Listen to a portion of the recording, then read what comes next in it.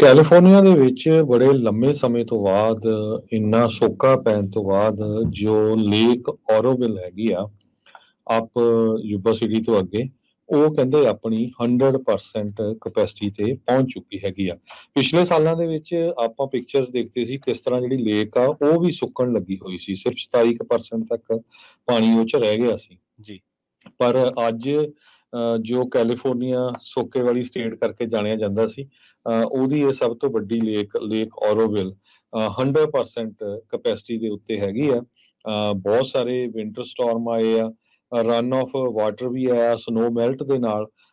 2.5 million ਏਕੜ ਫੁੱਟ of water ਜੋ ਆ ਉਸ ਲੇਕ ਦੇ ਵਿੱਚ ਰੇਜ਼ ਹੋਇਆ ਹੈਗਾ ਆ 240 ਫੁੱਟ ਦੇ ਕਰੀਬ ਦਸੰਬਰ ਤੋਂ ਲੈ ਕੇ ਹੁਣ ਤੱਕ। ਸੋ ਸੈਕਰਾਮੈਂਟੋ ਤੋਂ ਲੈ ਕੇ ਰੈਡਿੰਗ ਦੇ ਵਿੱਚ ਜੋ ਲੇਕ ਔਰੋਵਿਲ ਆ, ਇੱਥੋਂ ਬਹੁਤ ਜ਼ਿਆਦਾ ਜੋ ਪਾਣੀ ਆ ਉਹ ਸਪਲਾਈ ਹੁੰਦਾ 8 ਲੱਖ ਦੇ ਕਰੀਬ ਘਰਾਂ ਨੂੰ, 7.5 ਲੱਖ ਦੇ ਕਰੀਬ ਜੋ ਐਗਰੀਕਲਚਰ ਲੈਂਡ ਆ। ਇਸ ਤੋਂ ਬਿਨਾਂ ਹੋਰ ਕਮਰਸ਼ੀਅਲ ਜਗ੍ਹਾ ਦੇ ਉੱਤੇ ਵੀ ਪਾਣੀ ਨੂੰ ਵਰਤਿਆ ਜਾਂਦਾ ਹੈਗਾ। ਸੋ ਇਹ ਇੱਕ ਕੈਲੀਫੋਰਨੀਅਨ ਦੇ ਜੋ ਨਿਵਾਸੀ ਆ ਉਹਨਾਂ ਦੇ ਲਈ ਬੜੀ ਖੁਸ਼ੀ ਵਾਲੀ ਗੱਲ ਆ ਵੀ ਹੁਣ ਕੈਲੀਫੋਰਨੀਆ ਦੇ ਵਿੱਚ ਜਿੰਨੀਆਂ ਵੀ ਲੇਕ ਹੈਗੀਆਂ ਉਹ ਸਾਰੀਆਂ ਆਲਮੋਸਟ ਫੁੱਲ ਕਪੈਸਿਟੀ ਤੱਕ ਭਰ ਚੁੱਕੀਆਂ ਆ।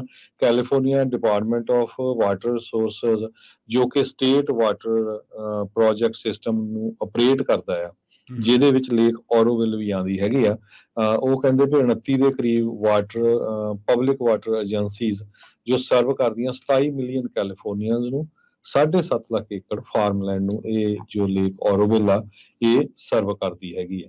ਜੀ